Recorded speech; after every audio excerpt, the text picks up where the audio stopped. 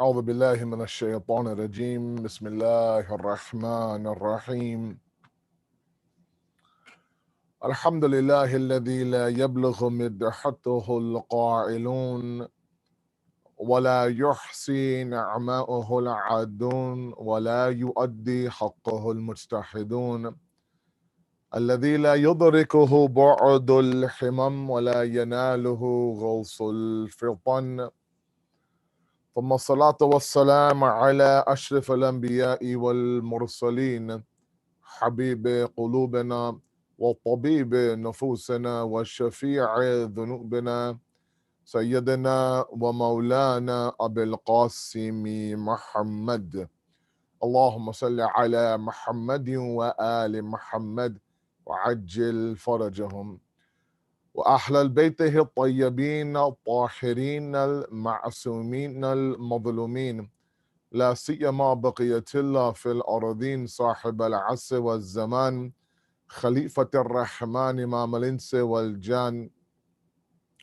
ولعن الله أعداهم أجمعين إلى يوم الدين أما بعد السلام عليكم ورحمة الله وبركاته.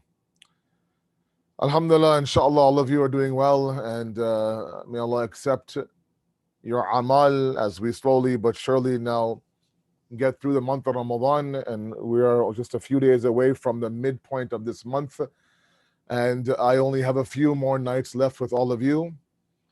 And first of all, I heard that the Kahoot game was a hit, mashallah. Well, congrats to the winners and to those who played. I think it was a great idea to organize a game like that where what we discussed now you're able to retain now in a very, very fun and entertaining way. We have reached class number 10 in our discussion. And now we are well into the proofs of God. Yesterday we talked about the teleological proof of God, otherwise known as Burhan-e-Nazm, the proof of design. Where you see design, where you see intelligent design, where you see order, where you see purpose, where you see function and structure, there has to be a designer, a nazim to place everything in order and then to maintain it throughout one's life. And we talked about the strength of the argument and the challenges, inshallah, and hopefully that proof is strong inside of you. And today now, as I get to my PowerPoint, and by the way, those of you who like to, critique people's PowerPoints, I know that I have a very boring PowerPoint. I get it. I know that I'm not using even 5% of the capacity of PowerPoint. I get it. Hopefully, however, you can look past the boringness of my PowerPoint and focus on the content. I get it. I know. So we are now at the second proof of God, which is Burhan-e-Wujud. And we'll spend about 3 or 4, 5 slides on this proof, possibly today and tomorrow. Today is Sunday, tomorrow is Monday. My last class with you is on Tuesday. And I believe, if I'm correct, Wednesday is the Jashan of Imam Mujtaba alayhi salam. And that is a specific discussion on Imam Hassan. And so literally from today, tomorrow, and Tuesday, I only have 3 more classes with all of you, which means that I will get to a discussion on some of the attributes of God, which is great. But let's get through this proof. It's more of an in-depth proof. It's a little bit more, it requires a little bit more attention, more so than yesterday's proof. This is the ontological proof, or the proof of existence. And again, let's go through a few premises. And as always, would love to hear your questions at the end of it. 6:45 Eastern, inshallah. Again, let's go through the proof. The premises are this, and then we will go deeper a little bit into each one. Anything that exists in this world is either necessary or contingent. It's either wajib or mumkin. Okay, you must have heard the term wajibul wujud. It comes from this proof, the necessary existence, or mumkinul wujud, the contingent existence. A contingent existence, anyways, let's go on. That's easy enough. Number 2 is all things cannot be contingent, as a contingent existence requires a cause. So a mumkin al-wujud only comes into existence through the cause of a second entity. I mean, it has to be brought into existence. Okay? Very quickly, existence itself has two different levels to it, bil-dhat and bil-ghayd. It itself exists, or bil-ghayd, through something else it exists. So for example, us human beings right now, do I exist? Yes, I exist. Do you all right now who are watching me and listening to me exist? You do exist. Your own existence is proof of your own existence. However, did you create yourself? Either you created yourself, or you were always existing, or something or somebody else created you, right?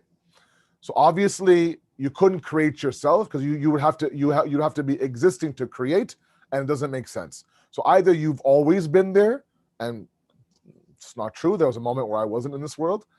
There's pictures of the day that I was born, or there is wujud bil ghayd, something else brought me into existence.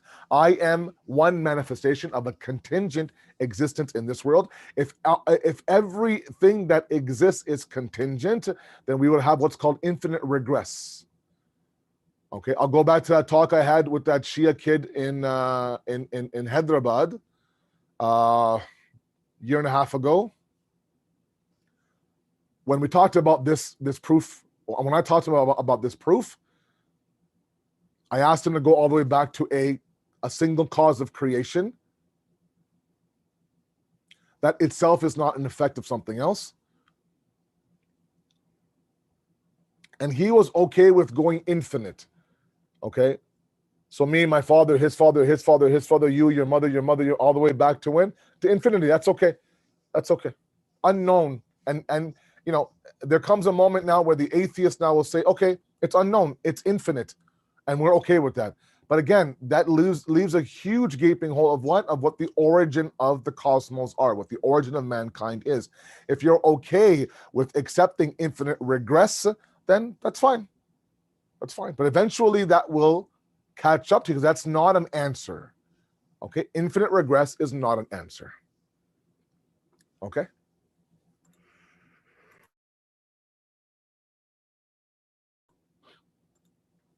Now, let's move forward. Hence, all causes must end in an existent that is not caused by anything else. And this is what is known as the wajib al-wujud. Okay? The wajib al-wujud, the necessary existence, is that existence that is itself is not an effect of something else. Okay? Basically, the chain stops at the necessary existent, only because we can't have a world of contingent existences. Remember the example I gave yesterday? Everyone's lined up for a race, but one will not start until the other one starts. You won't have a race. You need one person to go, and that will, begin the process of everybody else starting.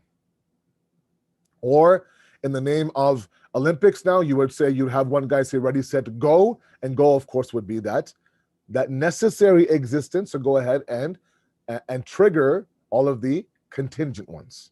Okay, so thus let's identify these three as examples, and this is a little bit of a discussion in philosophy that I don't want to get into. Philosophy really identifies three levels of existence. There are those things that are impossible existence, necessary existence, and possible existence. Our discussion is not around the impossible, although there's a whole chapter on the idea of mumtana al-wujud. 3 is greater than 4 is impossible. But just the fact that we are talking about it is a certain level of existence. But that is beyond the scope of our class today. The necessary is 2 is half of 4. Possible is the sun is over our heads. Okay? The sun being over our heads is contingent. 2 is half of 4, is not contingent on anything. Okay? Now, let's understand a little bit of the necessary existence. The necessary existence is that which self-subsists, obviously. It has to self-exist. Okay? Such an existent must be eternal.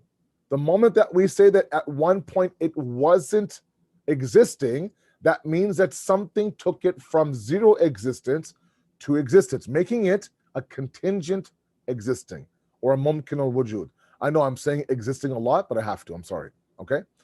So if at the moment that we place a starting point and a finish line on any of these existences, that means that they fall under the category of being contingent. Something took it out of nothing into something. So thus, a necessary existence, the wajib al-wujud, has to always be existing, has to be eternal. Okay? We cannot say that at so-and-so time it did not exist. That's impossible. It's mahal in the world of the wajib al-wujud. Okay? Whereas the mumkin al-wujud is that which does not self-subsist. It depends on another existent for its existence. Okay? It is wujud bil ghayr. Something else brought it into existence. Yes, it exists. You know, the one common factor between the wajib and the mumkin is that both of them exist. But one came into existence through the cause of something else. One by itself now is self-existing.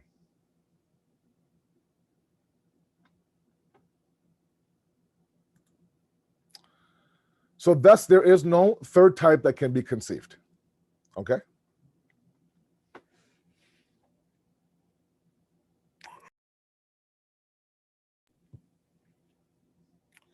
Which means that if we break down the wajib and the mumkin, let's look at three possible scenarios. I want you to follow me. It's going to be a little bit back and forth today, a little bit rocky.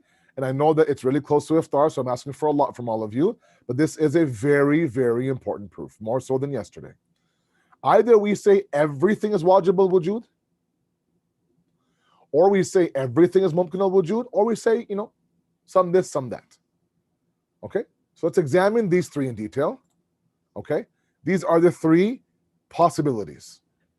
Okay, either everything is wajib, everything is mumkin, or some are wajib, some are mumkin.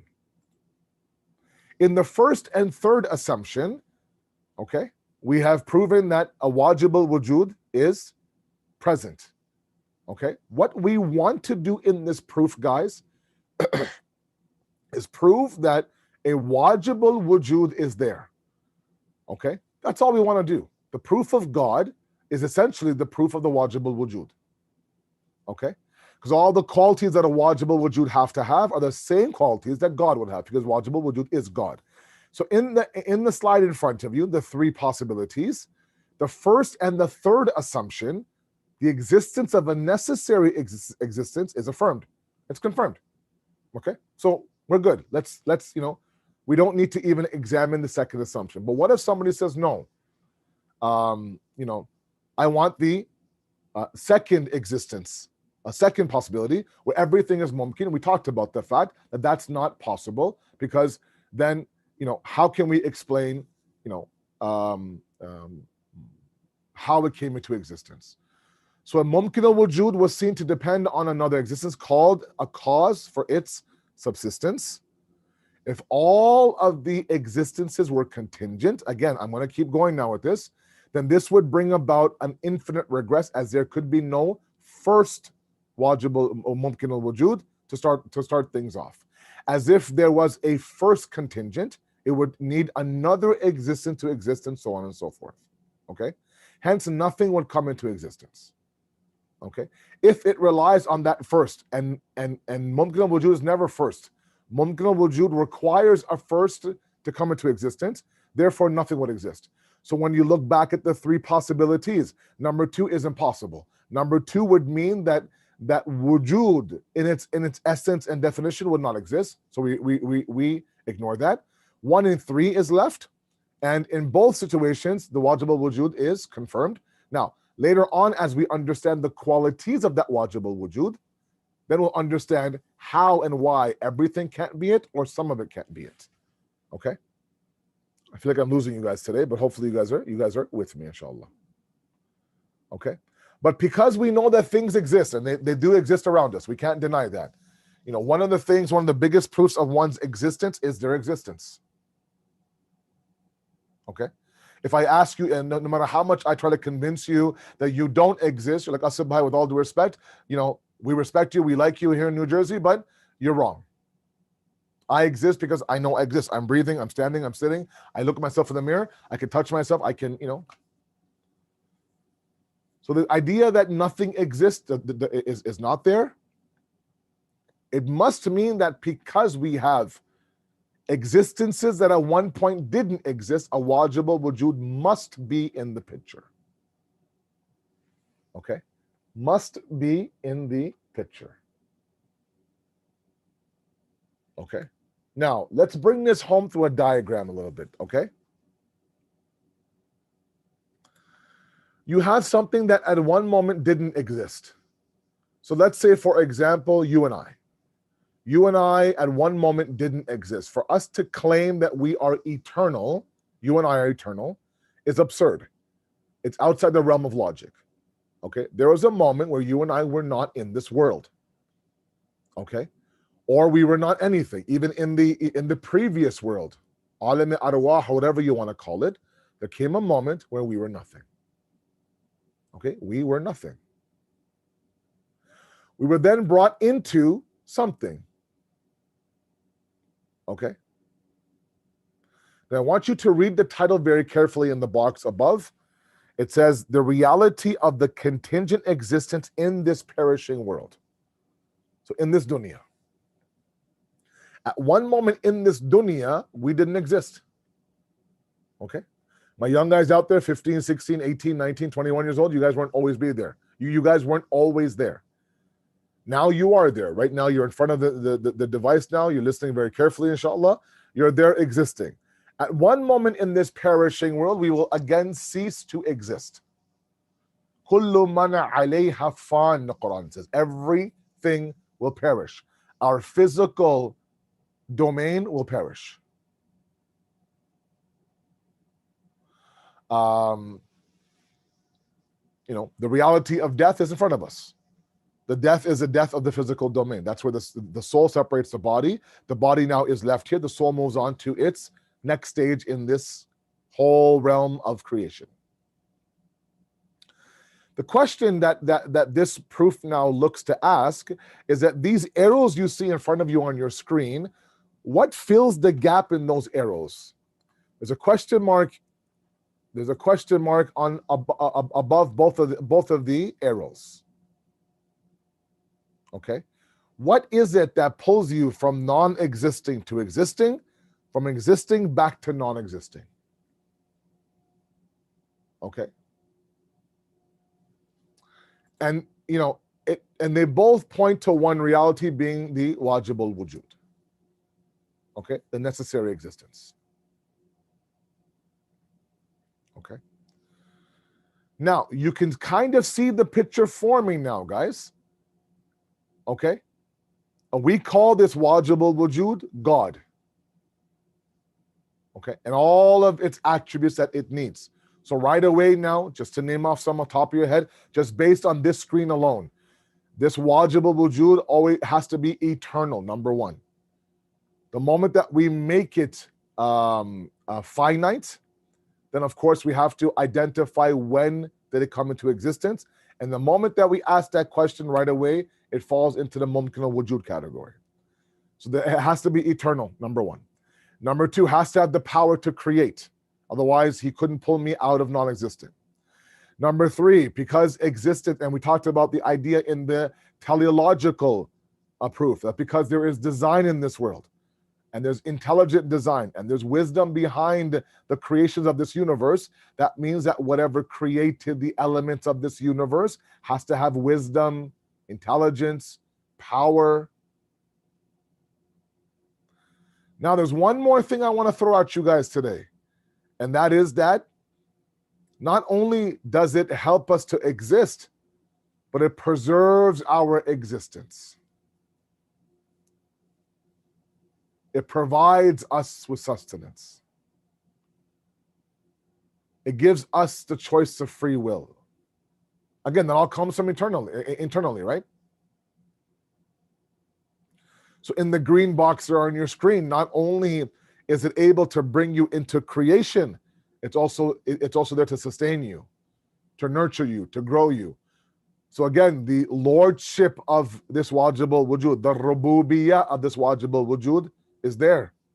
So right away now, off the top of our heads now, just on this slide alone, there's eternity, there's power, there's wisdom, there's khaliqiyat and his creatorship, there is intelligence, there is sustainership, there is him being a razik and sustainer, him being a Rabb and a Lord. Because Rabb does not just mean Lord, Rabb could also mean Mun'im, Murshid, Murabbi, all these things are there. When we say Ya Rabbi, Ya Rabbi, Ya Rabb, we're saying Ya Murshid, Ya Mun'im, Ya Murabbi, O nurturer, O flourisher, O bestower, the one who helps me grow, the one who gives me wings to elevate, the one who bestows me and gives me blessing upon blessing, the one who guides me. He's my Murabbi, he gives me tarbiyat. All these things are within the existing box. And when the time is right, and by the way, we have no control over the second arrow. We have no control that when our existence in this world will end. Which means that there has to be a constant connection between the mumkin and the wajib. Please understand this point. It's very delicate. Very delicate. Sometimes the proof is not about the existence of God. Sometimes the proof is about the continuous existence of God. Even if the atheist might accept, fine, we were created by a phenomenon. Or a phenomenon. That phenomenon is no longer part of my life. So why worship him? Why build mosques and churches and synagogues for him? Why kill over him? Right? All these things. So this is where we say, look, the reality is that no one in this universe knows when that life will end of theirs. So moving from the green existing box to the second arrow in the non-existing is not in our control. Which means that the state and the presence of that wajibul wujud is continuous. From the moment that he turned on that switch and created us, to the moment that he turns that switch off, there's a constant connection. That's known as, in essence, his rububiyah, his lordship. Always beside us. Closer to us than hablun warid, the Quran says, our jugular vein. Okay. This is a very strong proof. One that again has been debated, but again, the counter arguments are very weak. But understanding this idea that the wajibul wujud has to be there, now, is important. Now, you're going to say that how can something always exist? How is that possible? And this is where I'm going to ask all of you to understand that our capacity to understand everything about this wajibul wujud is not with us. We have to accept the fact that up until this level, Asad Bhai, I'm with you. Perfect. But if anybody was to ask me, how does the wajibul wujud always exist? It's beyond our understanding, because we have lowered existing to you and I, a materialistic being of time and space, who occupies space, who's made of matter, who can be looked at and smelled and touched, and God is not like that. The wajibul wujud has to be eternal. And that eternity is something we simply can't fathom. We can't fathom our own eternity in the hereafter, let alone God's eternity. So yes, this is where we submit and say, look, God, I don't get it. But sometimes, the proof of one thing is the understanding of the absence of another. Meaning, I understand that that heat exists when I understand the cold. I know what it feels like to be rich when I understand what it felt like to be in poverty. Sometimes understanding the eternal nature of the wajibul wujud won't make sense to us, but if we lower him to a limited nature, that makes sense to us why that's not possible. So the understanding of B actually gives light to the proof of A, if that makes sense. Okay, I'll give you a very simple example. Let's say, for example, somebody robs a bank and the criminal is on the loose. They haven't caught him yet. Now the cops and the investigators now check out the security cameras, eyewitnesses. They take everyone's statement, blah blah blah, and they end up now drawing a sketch that they show on the local news that if you see this man in your town, please call whatever number. You look at this guy now. He has long hair, no beard, 5'2", and he is he's Caucasian. Okay. Now the cops go door to door. Okay. And they knock on my door and they open the door and I answer it. And they look at me and right away they think, okay, we know that you're not the criminal. They have no idea who the criminal is, but they know that I'm not the criminal. Right? Which means the criminal is still out there. So the proof of the criminal out there is by them understanding that I'm not the criminal. How do they know I'm not the criminal? I don't fit that description. I'm not 5'2". I don't have long hair, gosh. I'm not Caucasian. And I have a beard on my face. That needs to be trimmed, by the way, I know. So based on the fact that, he's none of these things, he's not the criminal. Okay. Do they know who it is? No, they don't know who it is. So sometimes we don't understand concepts unless we pair them with other associating concepts. We do it all the time.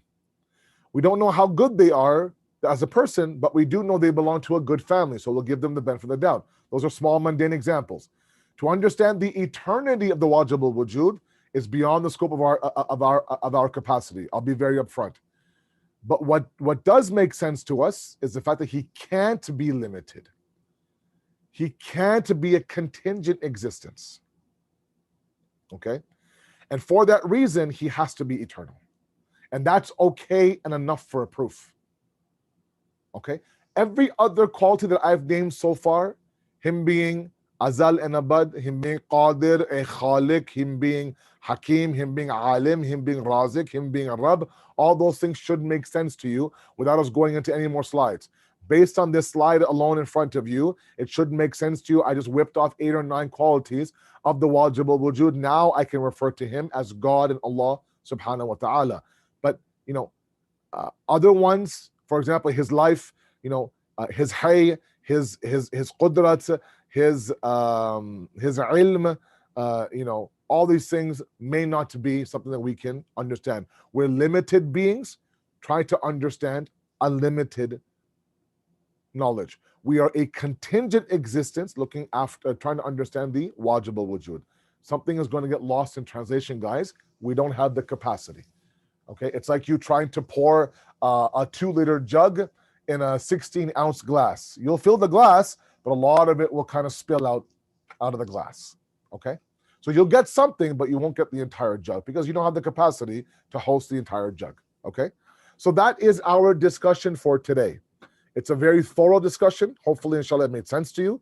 I hope I was able to explain it to you. My voice is half gone. I'm sorry. It happens as I get into the month of Ramadan. But inshallah, all of that makes sense to you. I'm going to stop the share now, and I'm really looking forward to your questions, inshallah. Okay? So whoever is logged in to take questions, Bismillah. Right now, I don't see anybody.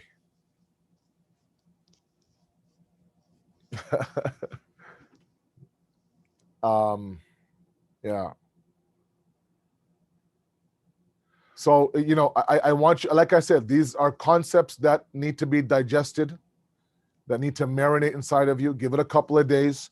You can always go back and revisit them if you like. Always reach out to me if you have any further questions. I would love to hear from you. And then from there we'll go. And that's when, it's important that, we understand that after a while, it'll start to kind of make sense to us and open up the doors, inshallah. Okay? Mutar, are you there? Assalamu alaikum. Alaikum salam rahmatullah. How are you? My phone right now. That's okay. So Maulana, so far I don't have any questions. Let's see. Oh, that's great. I got this topic is Someone is typing right now, so let's see if we have something else. Till then, just want to give you an update. Mashallah, Kahoot went very well last night. I heard. Excellent. Yeah, everyone participated very well. They Very really nice. hope they Did everybody know my son's name and age? I think they do. They're good. Yeah, most of them got it, I think. That's right. You made sure. Did they get Michael Jordan right? Yeah, no, not everyone missed the lecture. Yeah, that's right. Those are two that are very important. Everything else is okay, but you have to make sure you get my son's name right and the basketball player right. That's true. Great idea, by the way. I'm so happy you guys took part. Mashallah, sounds like I wish I could join you, but unfortunately, I'm everywhere right now, so I couldn't do it. No, inshallah, we'll have another game at the end of the month here. Inshallah, we'll have all the lectures in there. So we do have one question by our youth, Sana. A great question last time also. So her question is, if there is a cause and effect for everything, then what is the cause for miracles? God. So when we define a miracle to be something that's extraordinary, and again, a miracle is not the idea of playing the flute and a snake comes out of a basket. A miracle, for example, is bringing the throne of Bilqis from Yemen to Palestine in a matter of a blink of an eye, or turning a staff into a serpent, or the Quran, or many miracles, right? Bringing the dead back to life, and that cannot be done without God. Bi-idhnillahi, without the permission of God. So the cause of miracles is God. Is God, very simply. Yeah. Okay. Thank you. If there's no, that's okay. If there's no questions, then that's fine. If the wants to do it, that's great. No worries. Sure. I'll just make sure there's no one else. Let me just touch it one more time, and then we're good to go. Sure. No, that was the last question, and I think we're good for now. Okay. Inshallah, if they have any questions, they can post it today, and then I'll ask them tomorrow. Absolutely. Thank you very much. We'll see you guys tomorrow night, inshallah. Thank you. Inshallah. Assalamu alaikum wa rahmatullah. Thank you.